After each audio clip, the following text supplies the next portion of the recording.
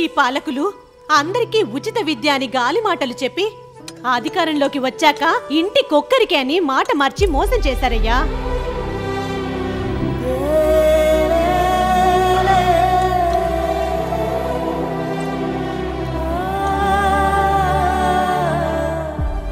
దేవుడా, స్తోమత ఉంటే ఇద్దరు పిల్లల్ని చదివించాలనుంది.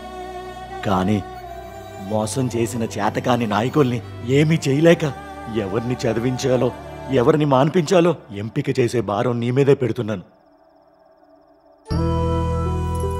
ఏంటయ్యా, ఎవరిని చదివించమంటావని దేవుణ్ణి అడుగుతున్నావా? ఇంకేం చేయమంటావే? ఒకరిని చదివించి ఇంకొకరిని మాన్పించాలని ఏ తండ్రికుంటా చెప్పు. మన సమస్యకి పరిష్కారం మన చేతుల్లోనే ఉందయ్యా. బాబుగారు ప్రతి బిడ్డకి 15,000 ఇస్తానని మాటిచ్చాడయ్యా. ఒక్కరిది కాదు, ఇద్దరి పిల్లల్ని చదివించవచ్చు. మనం చేయాల్సింది రాబోయే ఎన్నికల్లో సైకిల్ గుర్తుకు ఓటు వేసి మన బాబుగారిని గెలిపించడమే. ఈసారి ఛాన్స్ తీసుకోము, ఫ్యాన్కు ఇంకో ఛాన్స్ ఇవ్వము.